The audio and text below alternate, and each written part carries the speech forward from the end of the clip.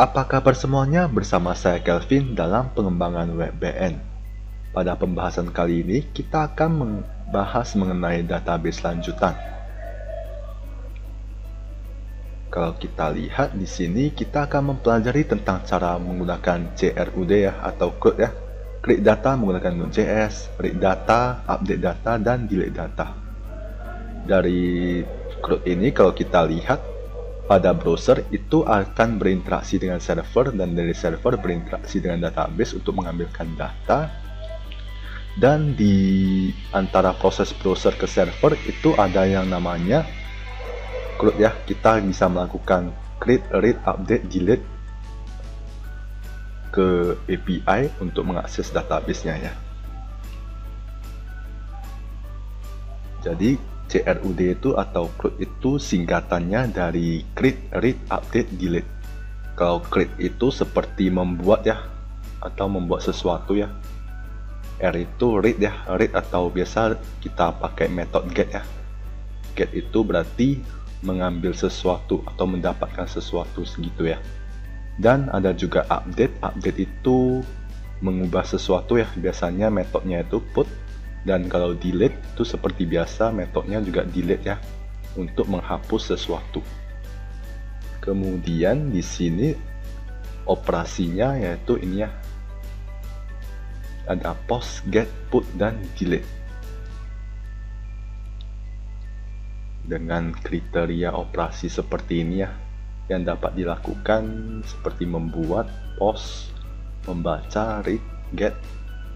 Ini metodenya ya, yang seperti topik sebelumnya ada post, get, put, sama delete.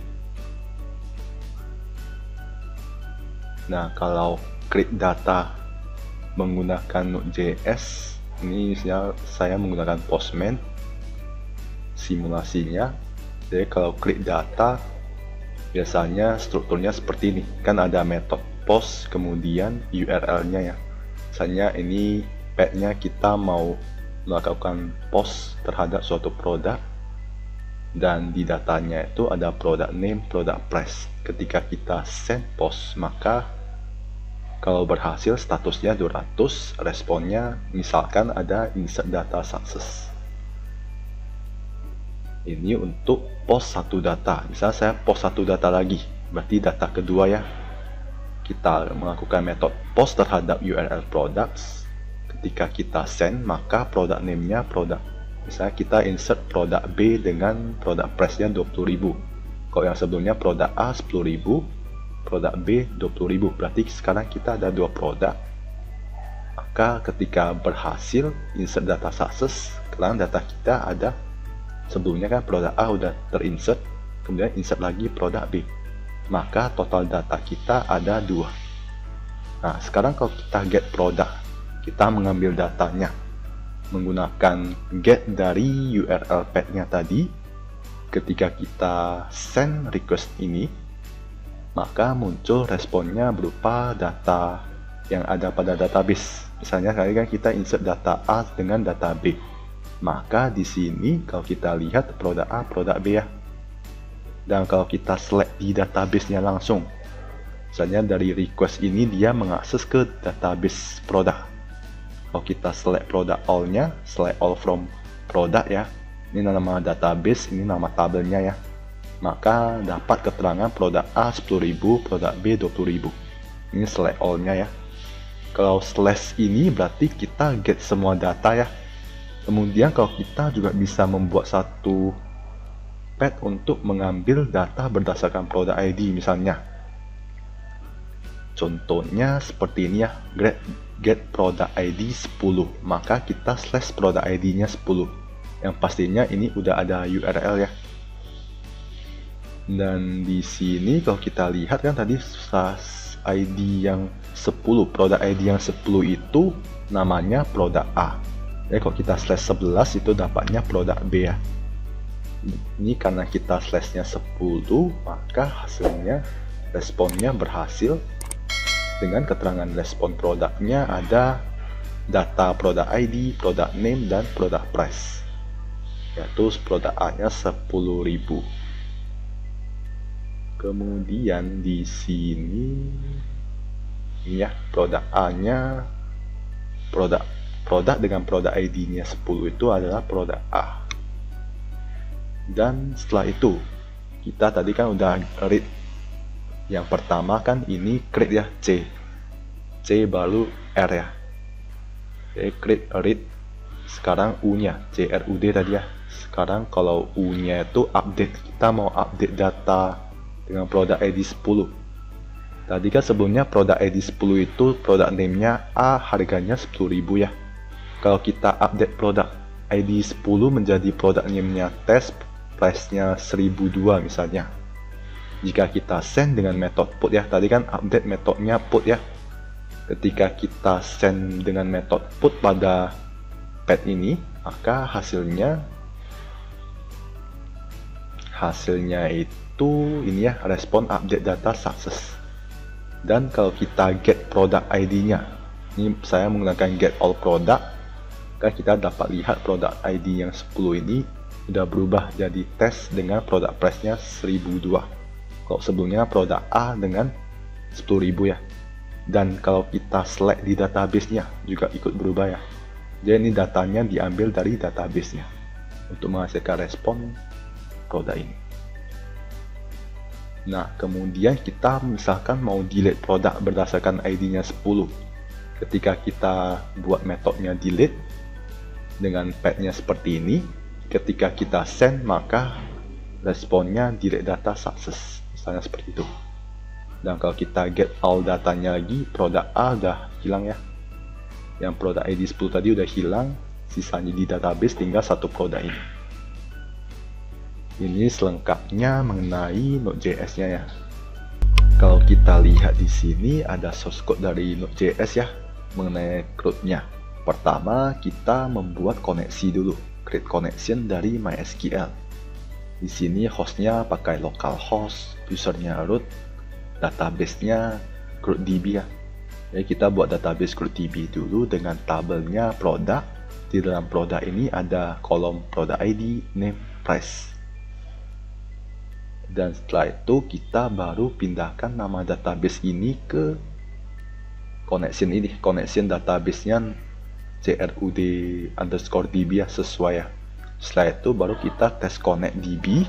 Jika berhasil maka ketika kita jalankan nodemon start misalnya akan muncul MySQL connected.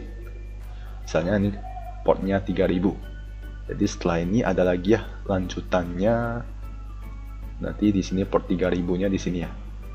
Nah, setelah ini maka setelah connection ke database kita membuat routingnya ya. Routing dari ada method get all product, kemudian get by ID, kemudian post product sama put untuk edit dan delete ya berdasarkan ID-nya.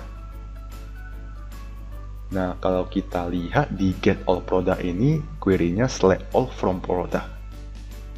Tadi request-nya belum dipakai ya.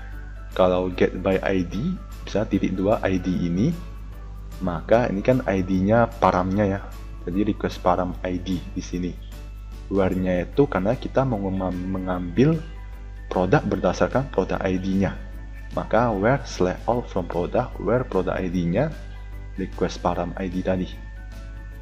Jika berhasil responnya 200. Ini contoh sederhana ya. Dan kalau post product, kita mengambil request body-nya itu ada product name, product price. Seperti yang di DB ini ya, product name, product price. Kalau product ID kan kita berdasarkan where ini ya. Jadi di sini product ID, product name sama product price-nya itu merupakan request paramnya, request body-nya. Jadi di dalam request body ada berbagai parameter, salah satunya kalau request param itu yang ID ya, param ID. Tapi kalau di body, dan ini kan parameternya di pad ini. Karena di sini kan nggak ada parameter, berarti di body-nya. Nanti kita tulis di body-nya kan di sini ya, di body ini. Kita coba lihat, nah seperti ini kan, ini di dalam body raw pakai JSON. Ini juga sama, mana dia read data gak ada ya, lepas post data ya, post data di body roundnya saya pilih JSON dengan kurawal, baru diisi product name product price nya. Product name product price nya kan posisinya di body, maka nanti di sini kita tulisnya where request. Di dalam request ada body, di dalam body-nya baru baca product name dengan product price-nya. Setelah itu kita insert data into product, set-nya berupa data ini semua. Dan setelah itu kita query cek connection-nya. Jika berhasil maka muncul respon insert data success. Penulisannya seperti ini.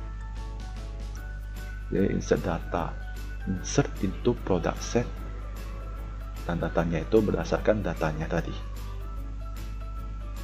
Jadi datanya tadi kan SQL-nya, ini komennya, baru tanda tanya ini isinya data. Data ini ya semuanya. Baru apakah error sama resultnya. Kalau put kalau kita lihat kan kita mau mengedit data berdasarkan ID ya. Jadi ini request param ID-nya ya, request param ID. Kemudian di dalam setelah ID itu kan di dalamnya ada body ya. Kalau kita lihat metode put ini ya, ini kan ada param ID dengan request body paramnya, ya param product ID ya, atau param ID-nya ya di sini ya tadi ya, yang titik 2 ID. Setelah itu ada juga dari di body, berarti nanti request body titik product name sama request body product price ya. Seperti ini ya, request body product name, request body product price. Ini yang post tadi, yang put ya. Request body product name, request body product price. Yang param itu tadi di sininya ya, di param ID-nya. Jadi kita mengupdate produk, set product name-nya apa, product price-nya apa, where product ID-nya berdasarkan param tadi. Ininya juga sama ya, responnya kalau datanya berhasil diupdate maka update data sukses, seperti itu. Kalau error munculkan errornya. Dan delete itu berdasarkan param ID saja, maka delete from product. Ini query-nya kan delete from product where product ID sama dengan request param ID. Jika berhasil respon datanya delete data sukses. Ini contoh sederhana dari CRUD. Create, update, delete. Setelah itu baru kita respon ke port 3000. Oke, sekian.